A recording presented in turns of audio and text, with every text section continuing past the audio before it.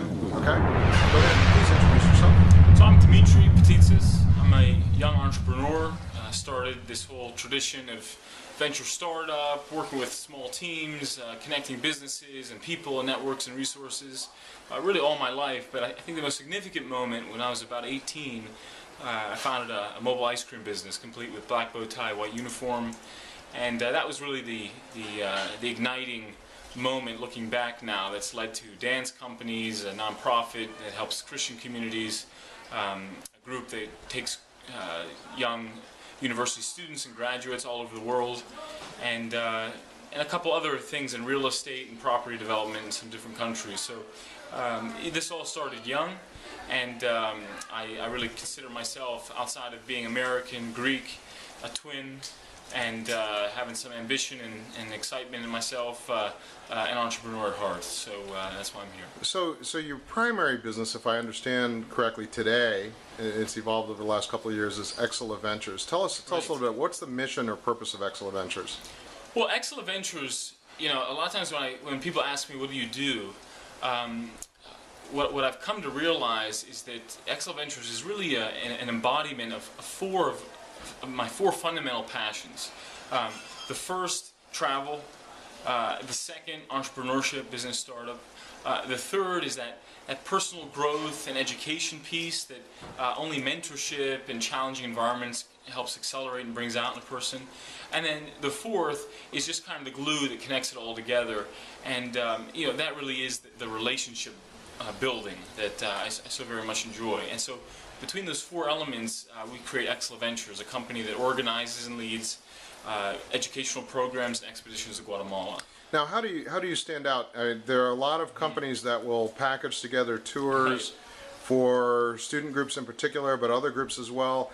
Why does Exela Ventures stand out versus lots of competition? I mean, any of us can actually go to Expedia.com or Kayak.com and book a quote-unquote vacation based on a budget. No, it's a great point. What makes Exela Ventures different? If I could sum it up, I think there are three things.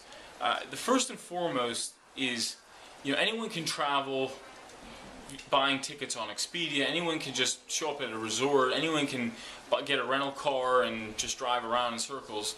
But what Exela Ventures does is it cuts through all the gray, and we find those pearls of people, of places, of profit, even in the case of ventures, and we try to accelerate that connection, the authenticity, that we're not just going to Guatemala to try coffee, but we're taking you to some of the most advanced, high shade-grown coffee growers in the country, and we're meeting them, and we're introducing you to them, and we're having coffee together, and then we go take you on a tour, and you get a real hands-on, behind the scenes appreciation for what they're all about.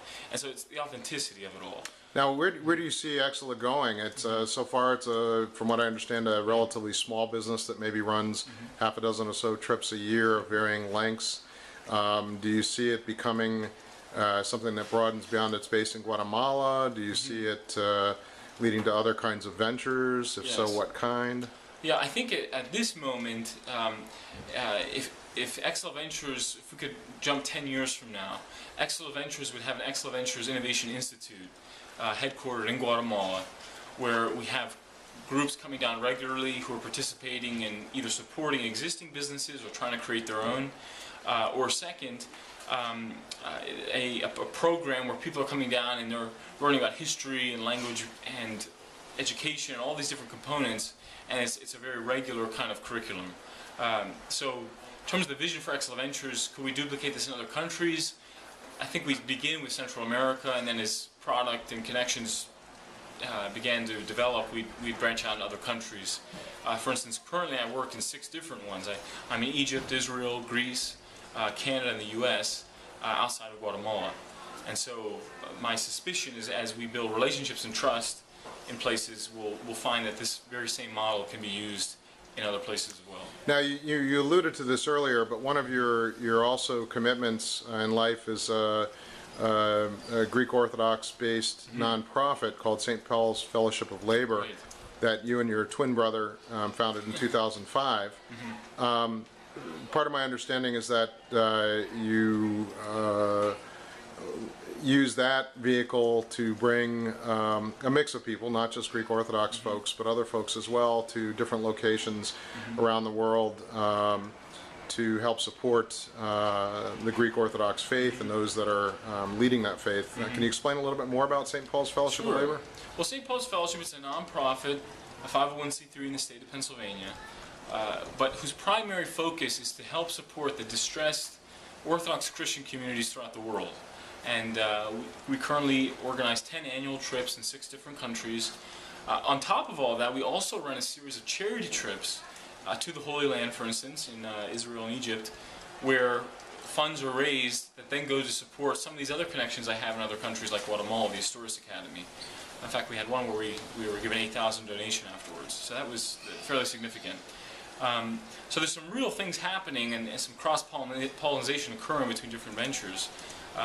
But St. Paul's Fellowship, we take young people looking for a travel experience that kind of serves all parts of the human body, the mind, the soul, the body, the heart, and they participate in labor, they participate in liturgical services, they participate in the fellowship and the social component, and then of course there's the obvious sunlight and vitamin D, everything else that comes along with it.